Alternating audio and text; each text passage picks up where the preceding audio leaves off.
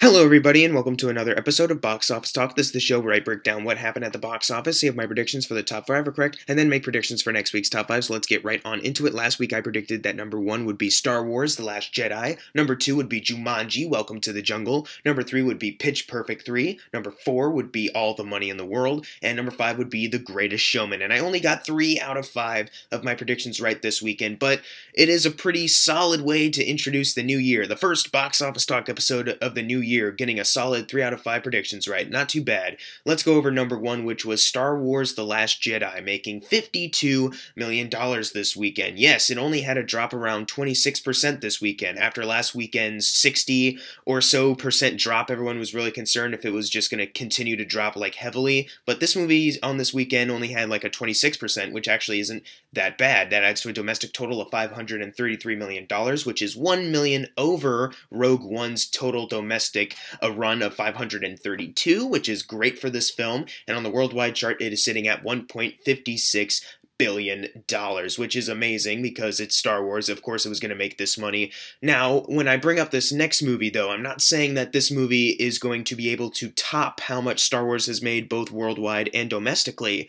But I am saying that at number 2, Jumanji: Welcome to the Jungle is sneaking up on Star Wars in a major way. Last weekend it only opened at around like $30 million or so, the 3-day weekend that is. But this weekend it went up in average. It made $50 million this weekend, which is $2 million less than Star Wars did, adding to a domestic total of $185 million, which is double the $90 million budget. And on the worldwide total, it's already made like triple that budget or so, at around $338 million.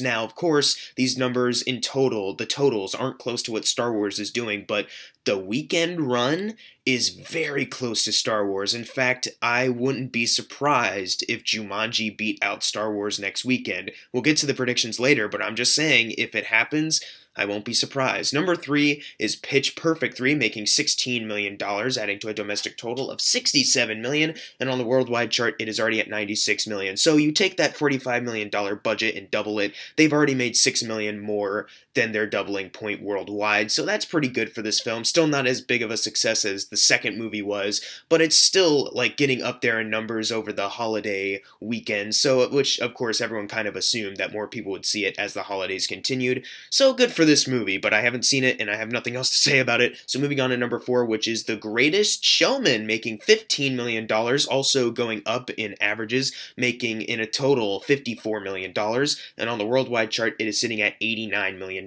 Now, the doubling point of its budget is still $168 million. It still needs to get that much money in order to be considered a success, which means either there's going to be other places worldwide where it'll open to bump it up, or The Greatest Showman is going to have some great staying power like everywhere in order to get that budget back. We're going to have to see how this movie does, because last weekend when it opened it wasn't doing the greatest, and now it's actually gone up just a bit, so who knows what's going to happen. Let's move along to number 5, which is Ferdinand, opening this weekend with $11 million, adding to a domestic total of $56 million, but just when you thought that Ferdinand may be doomed, if you look at the worldwide total, it is sitting at $128 million. Now, this is 17 over its initial production budget of $111 million. It still needs to get to $222 million in order to be considered a success, which means $194 million more dollars for this film needs to be made, either worldwide pretty much, in order to be considered a success.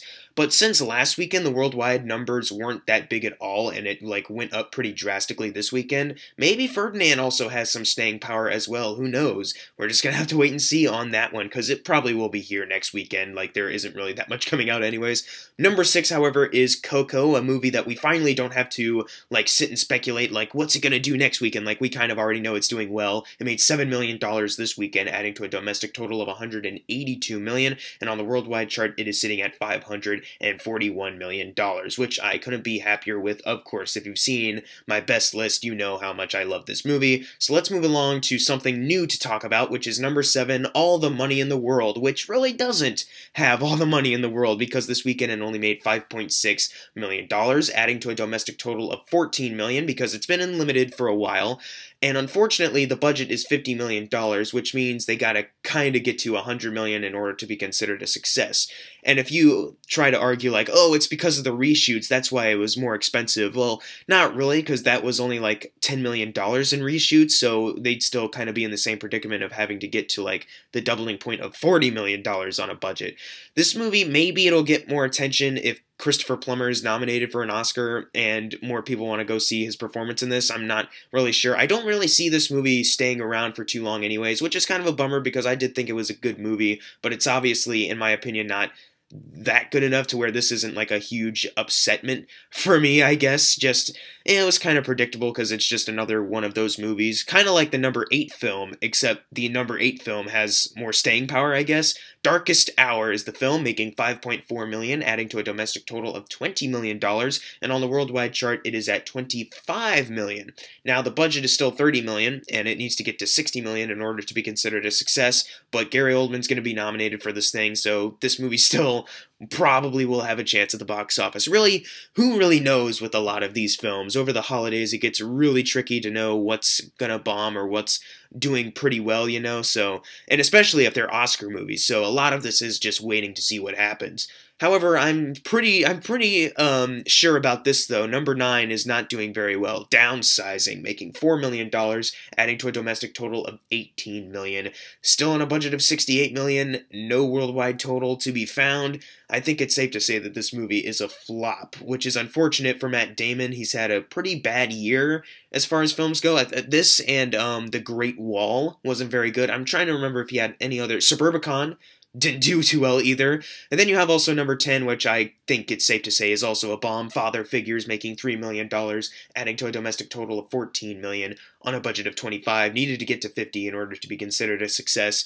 It's just not gonna happen, like, at all with that film, and it's kind of expected because it was delayed a year, coming out in a very busy time slot. This movie got quickly buried, and obviously people aren't really going to remember it that much through this new year. But now it's time for the fun part, the new predictions for next week's Top 5. Number 1, I think, will still be Star Wars The Last Jedi, but I also think that Jumanji Welcome to the Jungle will be very close to it at the number 2 spot. Then I'm going to say number 3 is Insidious The Last Key, because the last Insidious film, Chapter 3, opened with around $20 million, 22 I think.